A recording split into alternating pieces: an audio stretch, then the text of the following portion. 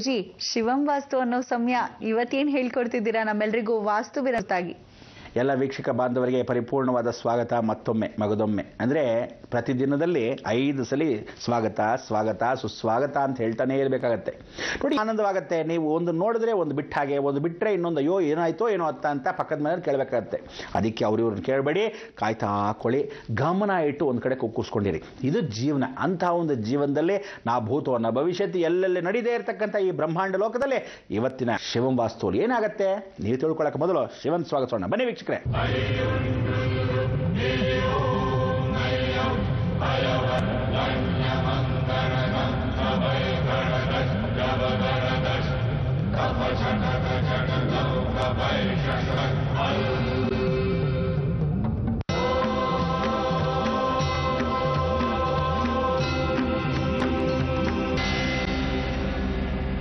ಬಂದ್ರೆ ಭಾಳ ಸಂತೋಷ. ಎಲ್ಲ ವೀಕ್ಷಕ ಬಾಂಧವರು ಇವತ್ತಿನ ದಿವಸ ಶಿವಂ ವಾಸ್ತುವಲ್ಲಿ ಮನೆ ಸುತ್ತಲೂ ಓಡ್ಕೊಂಡು ಬಂದಿದ್ದೀರಾ.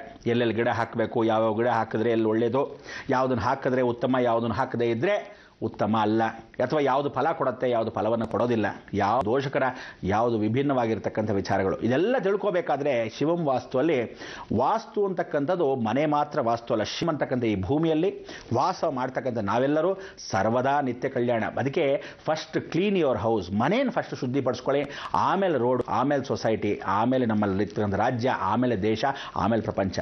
ಇಡೀ ಪ್ರಪಂಚವನ್ನೇ ನಾನು ಏನ್ಕೊಂಡಿದ್ದೀನಿ, ಇಡೀ ಜಗತ್ತೇ ಶಿವ ವಾಸ್ತು. ಅದಕ್ಕೆ ನಿಮ್ಮಲ್ಲೆಲ್ಲ ಅಷ್ಟು ಜನ ಪಾಪ ಕರ್ಮಗಳೆಲ್ಲ ಮಾಡಿರ್ತಕ್ಕಂಥ ಎಷ್ಟೋ ಜನ ಇದ್ದಾರೆ. ತೊಳಿಬೇಕು, ಕ್ಲೀನ್ ಮಾಡಬೇಕು, ಆವಾಗ ಓಡಿಸ್ಬೇಕು. ಇದನ್ನೆಲ್ಲ ಸರಿಪಡಿಸ್ಕೊಳ್ಳೋಕ್ಕೆ ನಮ್ಮನೆ ವಾಸ್ತು ಸರಿಪಡಿಸ್ಕೊಳ್ಳದೇ ಇದ್ರೆ ಇನ್ನು ಯಾರೇ ಮಾಡ್ತಾರೆ? ಅದೇ ಧರ್ಮ ಮಾರ್ಗ. ಇಂಥ ಒಂದು ಮಾರ್ಗದಲ್ಲಿ ನಿಮ್ಮನ್ನೆಲ್ಲ ಒಳ್ಳೆ ದಾರಿಯಲ್ಲಿ ನಡೆಸ್ಕೊಂಡು ಹೋಗೋದೇ ನನ್ನ ಆದ್ಯ ಕರ್ತವ್ಯ. ಇಂಥ ಒಂದು ಕರ್ತವ್ಯದಲ್ಲಿ ತಾವೆಲ್ಲ ಪಾಲ್ಗೊಂಡಿರೋದು ಎಷ್ಟು ಜನ ಸಾಧ್ಯನೋ ಅಷ್ಟು ಜನ ಬರ್ತೀರಾ. ಬನ್ನಿ ಅಂತ ಹೇಳ್ಬೋದು, ಬನ್ರೋಲೇ ಅನ್ಬೋದು, ಬರ್ತಿರೋ ಇಲ್ವೋ ಅಂತ ಹೇಳೋಕ್ಕಾಗಲ್ಲ. ಯಾಕೆಂದರೆ ನಿಮ್ಮ ಹಣೆ ಬರ ಕರ್ಮ ಬಿದ್ದು ಸಾಯಿರಿ ಏನ್ಬೇಕು. ಯಾಕೆಂದರೆ ದೋಣಿ ಒಂದ್ಸಲಿ ಮಾತ್ರ ಹೋಗೋದು. ಹೋದ್ರೆ ದೋಣಿಗೆ ಬನ್ನಿ ಬನ್ನಿ ಬನ್ನಿ ಅಂತ ಕೂತ್ಕೊಂಡು ನಾನು ಯಾರನ್ನೂ ಯಾವುದೋ KSRTC ಬಸ್ ಥರ ಕರೀತಾ ಕೂತ್ಕೊಳ್ಳಲ್ಲ. ಬಂದ ತಕ್ಷಣ ಬನ್ನಿ ಸ್ವಾಮಿ, ಜಗದೀಶ್ವರನ ಕೃಪಾ ಕಟಾಕ್ಷ, ಏಕೈಕ ಮಾರ್ಗ ಅದೇ ಶಿವ ಮಾರ್ಗ. ಇಂಥ ಒಂದು ಶಿವ ಮಾರ್ಗದಲ್ಲಿ ತಾವೆಲ್ಲ ಅಂದ್ಕೊಂಡು ಹೋಗಬೇಕಾದ್ರೆ ಎಷ್ಟೋ ಜನ್ಮ ಜನ್ಮದ ಪಾಪ ಕರ್ಮಗಳನ್ನು ತೊಳ್ಕೊಂಡ್ರೆ ಮಾತ್ರ ಮೋಕ್ಷ. ಈ ಮೋಕ್ಷ ಈ ವರ್ಷ ಸಿಗ್ತಾ ಇದೆ, ಜ್ಞಾಪಕ ಇದೆಯಲ್ಲ? ಶಿವರಾತ್ರಿ ಎಂದು ಹತ್ರ ಮಾತಾಡ್ಕೊತೀನಿ. ಆದರೆ ಇವತ್ತಿನ ಶಿವಂ ವಾಸ್ತುವಲ್ಲಿ ಮನೆಯ ಬ್ರಹ್ಮಸ್ಥಾನದ ಆಕಾಶ ಮಾರ್ಗದಲ್ಲಿ ಏನಿದೆ, ನೀವೇನು ಮಾಡಬೇಕು? ಬ್ರಹ್ಮಸ್ಥಾನದಲ್ಲಿ ತೊಟ್ಟಿ ಮನೆ ಸುತ್ತು ಮಾಡ್ತಿದ್ರು ಅಮೃತ ಬಳ್ಳಿಯನ್ನು ಮನೆ ಮೇಲೆ ಹಬ್ಬಿಸ್ಬೇಕು ಅಂತ ಹೇಳ್ತೀವಿ. ಅಂದರೆ ಮನೆ ಒಳಗೆ ಯಾವತ್ತು ತಿಳ್ಕೊಳ್ಳಿ, ಮನಿ ಪ್ಲಾಂಟು ಮತ್ತು ಅಮೃತ ಬಳ್ಳಿ, ಹಾವಿನ ಸ್ವರೂಪಗಳ ವೃಕ್ಷಗಳನ್ನು ಯಾವ ಹಾಕೊಂಡ್ರೆ ಭಾಳ ಕ್ಷೇಮ. ಮನೆಯಲ್ಲಿ ಯಾವತ್ತು ತಿಳ್ಕೊಳ್ಳಿ, ಆ ಹಾವಿನ ಸ್ವರೂಪದಲ್ಲಿ ಅಂದರೆ ಬಳ್ಳಿಯ ರೂಪದಲ್ಲಿರ್ತಕ್ಕಂಥದ್ದು ಯಾವುದೇ ಗಿಡಗಳನ್ನ ಮನೆ ಸುತ್ತಲೂ ಹಾಕಿ, ಹಾವುಗಳು ಮಧ್ಯದಲ್ಲಿ ಓಡಾಡ್ತಿರ್ಬೋದು, ಗೊತ್ತಿರಲ್ಲ, ಆದರೆ ತುಂಬ ಜಾಸ್ತಿ ಆದಾಗ ಆದರೂ ಸಹ ನಮ್ಮ ಮನೆಯಲ್ಲಿ ಅಂಥ ಬಳ್ಳಿಗಳಿದ್ದರೆ ಯೋಗಕ್ಷೇಮಂ ವಹಾಮ್ಯಹಂ. ಕೃಷ್ಣ ಪರಮಾತ್ಮ ಹೇಳಿಲ್ವಾ, ಸರ್ವದಾ ಯೋಗಕ್ಷೇಮ ಅಂತೆ. ಅಂಥ ಹಾವಿನ ಮುಖಾಂತರವಾಗಿ ನಮ್ಮಲ್ಲಿ ಏನು ಹೇಳ್ತೀವಿ, ಈ ದಿವಸ 2 ಮುಖ್ಯವಾದ ಬಳ್ಳಿಗಳು, ಅದರಲ್ಲಿ ಮಧ್ಯ ಒಂದು ದೊಡ್ಡ ಬಳ್ಳಿ. ಈ ಬಳ್ಳಿ ಯಾರ್ದು? ಸಾಕ್ಷಾತ್ ಇಂದ್ರನೇ ಸ್ವತಃ ಇಂದ್ರಲೋಕದಿಂದ ಭೂಲೋಕ ಕೃಷ್ಣ ಪರಮಾತ್ಮನಿಗೋಸ್ಕರ ಭಯಪಟ್ಟು ಸತ್ಯಭಾಮಾಗೋಸ್ಕರ ಕೃಷ್ಣ ಪಡ್ತೀಯ ಇಲ್ವಾ ನೀನು ಪಾರಿಜಾತವನ್ನ ಅಂತಾನೆ. ಆಗ ಆ ಪಾರಿಜಾತ ಪುಷ್ಪಗಳು ಲೋಕಕ್ಕೆ ಬಂತು. ಈ ಪಾರಿಜಾತ ಪುಷ್ಪ ಯಾರು ಉತ್ತರ ಈಶಾನ್ಯ ಭಾಗದಲ್ಲೋ ಅಥವಾ ಪೂರ್ವ ಭಾಗದಲ್ಲೋ ಅಥವಾ ಉತ್ತರದ ಭಾಗದಲ್ಲಿ, ನಾರ್ತ್ ಅಥವಾ ಈಸ್ಟು ಅಥವಾ ನಾರ್ತ್ ಈಸ್ಟ್, ಈ ಮಧ್ಯದಲ್ಲಿ ಈ 3 ಭಾಗದಲ್ಲಿ ಹಾಕೊಂತಾರೋ ಅಂಬರವೇ ಅಂಬರ ಅಂತಾಗೆ ಆ ಅಂಬರವನ್ನು ಏರ್ತಾ ಇರತಕ್ಕಂಥದ್ದು ವಿಶೇಷ. ಎಂಥ ಅವಕಾಶ! ಈ ಹೂವು ತನಗೆ ತಾನಾಗೇ ಭಗವಂತನಿಗೆ ಅರ್ಪಿಸ್ಕೊಳ್ತಕ್ಕಂಥ ಹೂವು. ಅದಕ್ಕೆ ಹೇಳೋದು, ನಾವು ಬೆಳಗಿನ ಜಾವ ಏನು ಮಾಡ್ತೀವಿ, ಸಾಧಾರಣವಾಗಿ 3 ಗಂಟೆಗೆ ಅಂದರೆ ರಾತ್ರಿನೇ ಎಲ್ಲರೂ ಕಟ್ಟಿಟ್ಬಿಡ್ತಾರೆ. ನಾವು 3 ಗಂಟೆಗೆ ಬೆಳಗಿನ ಜಾವದ ಕಟ್ಟಿಡ್ತಾ ಇದ್ವಿ. ಏನೊಂದು ದೇವಸ್ಥಾನದಲ್ಲಿ ಮಠದಲ್ಲಿ ನಾವೆಲ್ಲ ಗುರುಗಳ ಜೊತೆ ಹೋಗ್ತಾ ಇದ್ವಲ್ಲ, ಆಗ ಶಿಷ್ಯರಾಗಿದ್ದಾಗ ಹಿಂಗೆ 3 ಗಂಟೆಗೆ ಎಬ್ಬಿಸ್ಬಿಡೋರು, ಲಕ್ಷ್ಮಣ ಹೋಗ್ತಿದ್ವಿ, ಪಂಚೇನು ಕಟ್ಟರೋ, ಯಾಕೆಂದರೆ ತನ್ನನ್ನು ತಾನು ಅರ್ಪಿಸ್ಕೊಳ್ಳೋ ಸಮಯ ಅದು. ಬ್ರಾಹ್ಮಿ ಮುಹೂರ್ತದಲ್ಲಿ ಕರೆಕ್ಟಾಗಿ 3ರಿಂದ 3:30, 3:30ಯಿಂದ 4 ಗಂಟೆ ಒಳಗೆ, 4 ಗಂಟೆ ಇಲ್ಲವೇ ಇಲ್ಲ, ಖಾಲಿ, ಯಾವ ಒಂದು ನಯಾ ಪೈಸಾ ಹೂ ಇರಲ್ಲ. ಅದನ್ನು ಏನಂದರೆ ಎಲ್ಲ ಹೂನ ನಾವು ಕೇಳಬೇಕಾಗತ್ತೆ. ಇದು ಹಂಗಲ್ಲ. ಪಾರಿಜಾತ ಪುಷ್ಪ ಹೇಗೆ ಅಂದರೆ ತನಗೆ ತಾಗೇ ಫಸ್ಟ್ ಕ್ಲಾಸಾಗಿ ಅರ್ಪಿಸ್ಕೊಳ್ಳುತ್ತೆ.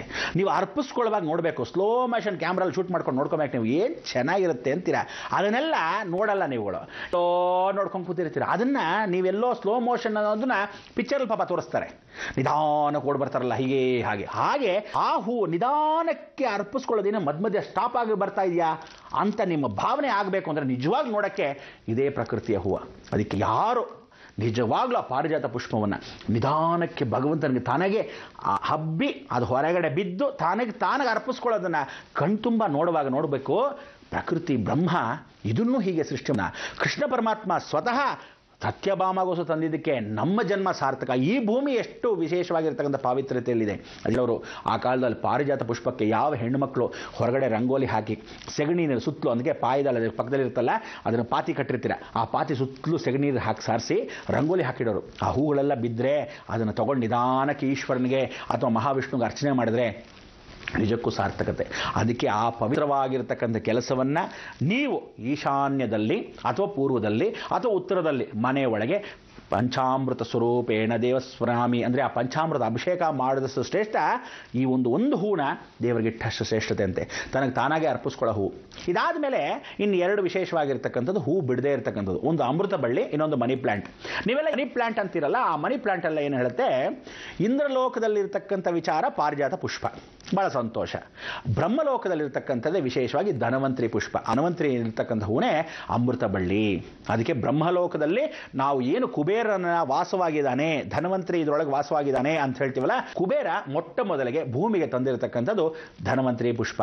ಅಂದರೆ ಈ ಎಲೆಗಳನ್ನಾಗಿರ್ತಕ್ಕಂಥ ಅಮೃತ ಬಳ್ಳಿ ಏನಿದೆ, ನಾನು ಹೇಳಿದ್ನಲ್ಲ, ಹಾರ್ಟ್ ಅಟ್ಯಾಕ್ ಆಗಲಿ, ಆಂಜಿಯೋಬ್ಲಾಸ್ಟ್ ಆಗಲಿ, ಆಂಜಿಯೋಥೆರಪಿ ಆಗಲಿ, ಏನೂ ಆಗದಿದ್ದ ಹಾಗೆ ರೋಗಗಳನ್ನ ಯಾವುದು ಬರೆದಿದ್ದ ಹಾಗೆ ಕಾಪಾಡುತ್ತೆ. ಆದರೆ ಈ ಬಳ್ಳಿನ ನೀವು ಅಕಸ್ಮಾತ್ ವಾಯುಮೂಲೆಯಿಂದ ಸ್ವಲ್ಪ ಬೇಗ ಬೇಕು, ದೊಡ್ಡದಾಗಿ ಬೆಳಬೇಕು ಅಂತ, ವಾಯುಮೂಲೆ ಅಂದರೆ ನಾರ್ತು ಮತ್ತು ವೆಸ್ಟು ಮಧ್ಯದಲ್ಲಿ ವಾಯುಮೂಲೆ, ಆ ಮೂಲೆಯಲ್ಲಿ ಏನಾದರೂ ಹಾಕಿಸ್ಕೊಂಡು ಅದನ್ನು ಮನೆ ಮೇಲೆ ಹಬ್ಬಿಸ್ಬಿಡ್ಬೇಕು. ಮನೆ ಮೇಲೆ ಏನಾದರೂ ಹಬ್ಬಿಸ್ಬಿಟ್ರೆ ಹೊರಗಡೆ ಇರತಕ್ಕಂಥ ಯಂತ್ರ ಮಂತ್ರ ತಂತ್ರ ಯಾರನ್ನ ಮಕ್ಕಳ ಎಲ್ಲಿಂದನೋ ಬಂದು ಪ್ರಯೋಗಗಳು ಮಾಡ್ತಾರಲ್ಲ, ನಿಮ್ಮ ಮನೆ ಹೆಂಗೆ ಸುರಕ್ಷಿತವಾಗಿರುತ್ತೆ ಅಂದರೆ ಅಲ್ಲಿಂದ ಒಳಗಡೆ ಒಂದು ರೇಡರ್ ಎನರ್ಜಿನೂ ಬರೆದಿದ್ದ ಹಾಗೆ ಕಾಪಾಡ್ತಂದರೆ. ರಾವಣ ಆ ಕಾಲದಲ್ಲಿ ಶ್ರೀಲಂಕಾ ನಿಮಗೆಲ್ಲ ತೋರಿಸುವಾಗ ಹೇಳಿ, ಆಂಜನೇಯ ಸ್ವತಃ ಹೀಗೆ ಹಾಕಿದ್ದ ಹೀಗೆ ಒಂದು ಮಾಯಾ ಜಾಲನ. ಆಂಜನೇಯ ಎಷ್ಟು ಹೇಳಿದಂತೆ ರಾಮನಿಗೆ ಬಿಡು ಬಾಣ ಅಂತ, ಒಳಗೆ ಹೋಗ್ತಿರಲ್ವಂತೆ. ಅಂದರೆ ರಾವಣ ಮಾಯಾಲೋಕ ಹೀಗಂದಿದ್ರೆ ಹೇಗೆ ಒಂದು ಬಾಣನ ಒಳಗೆ ಹೋಗ್ದಿದ್ದೋ ಹಾಗೆ ಮಂತ್ರ ಪ್ರಯೋಗಗಳು ಕೂಡ ನಮ್ಮ ಮನೆ ಒಳಗೆ ಪ್ರವೇಶ ಮಾಡದೇ ಇದ್ದ ಹಾಗೆ ಕಾಪಾಡ್ತಿತ್ತು ಸಾಕ್ಷಾತ್ ಅಮೃತ ಬಳ್ಳಿ. ಅದಕ್ಕೆ ಹೇಳೋದು, ಈ ಅಮೃತ ಬಳ್ಳಿ ದೈವ ಅನುಗ್ರಹವನ್ನು ಪಡೆದಿರತಕ್ಕಂಥ ವಿಚಾರ. ಇದನ್ನು ವಾಯುದಲ್ಲಿ ನಮ್ಮ ಮನೆಗೆ ಮೂಲೆಯಲ್ಲಿ ಹಾಕಿ ಹಾಗೇ ಹಸಿ ಬಳ್ಳಿಯನ್ನು ಮನೆ ಮೇಲೆಲ್ಲ, ಅಂದರೆ ಚಾವಣಿ ಮೇಲೆಲ್ಲ. ನೀವು ಕೆಲವರೆಲ್ಲ ಬಾಡಿಗೆ ಮನೇಲಿ ಇರ್ತೀರ, ಪಕ್ಕದ ಮನೆಗೆ ಹೊಟ್ಟೋಗಿರುತ್ತೆ, ಹೋಗಿ ಕಿತ್ಕೊಂಡ್ಬಿಡ್ತಾರೆ. ಕೆಲವರೆಲ್ಲ ಇದ್ದಾರೆ ಏನು ಬುದ್ಧಿವಂತರೇ ಗೊತ್ತಾ, ಅವ್ರು ಹಾಕಿದ್ದಾರೆ, ನಾನು ಮೆತ್ತಿಗಿಲ್ಲ ಕಿತ್ಕೊಬೋದು. ಇವನ ಮೇಲೆ ಹಾಕೋದು ತೆಂಗಿನಕಾಯಿ ಪಕ್ಕದ ಮೇಲೆ ಬಿದ್ದಿರುತ್ತೆ, ಇವನ ಮೇಲೆ ಹಾಕೋದು ಮಾವಿನಕಾಯಿ ಪಕ್ಕದ ಮನೆಗೆ. ಯೋಗಗಳಲ್ರಿ ಅದೆಲ್ಲ, ಆ ಯೋಗ ಎಲ್ಲ ಕೇಳ್ಕೊಂಬರ್ಬೇಕು. ಅದಕ್ಕೆ ಗಜಕೇಸರಿ ಯೋಗ, ಸರ್ವ ಯೋಗಗಳು. ಇಲ್ಲಿ 18 ಯೋಗಗಳಿದೆ ಜೀವನದಲ್ಲಿ. ಈ 18 ಯೋಗಗಳಲ್ಲಿ ಪುಣ್ಯಾತ್ಮ ಭಗವಂತ ನನಗೆ 13 ಯೋಗ ಕೊಟ್ಟಿದ್ದಾನೆ. ಅದಕ್ಕೆ ನೀವು ನನ್ನಷ್ಟು ಯೋಗಗಳು ನೀವು ಪಡಿಬೇಕಾದ್ರೆ ಅಮೃತ ಬಳ್ಳಿಯನ್ನು ನಾನು ಹೇಳಿದ ಹಾಗೆ ಈ ಶಿವಂ ವಾಸ್ತುವಲ್ಲಿ ಏನೇನೆಲ್ಲ ಹೇಳ್ತೀವಿ ಪ್ರತಿಯೊಂದು ಪಾಲಿಸಿದ್ರೆ ನಿಮ್ಮ ಜೀವ ಏನಾಗುತ್ತೆ, ಯೋಗ ಯೋಗ ಪ್ರತಿಮ ವೇಗ.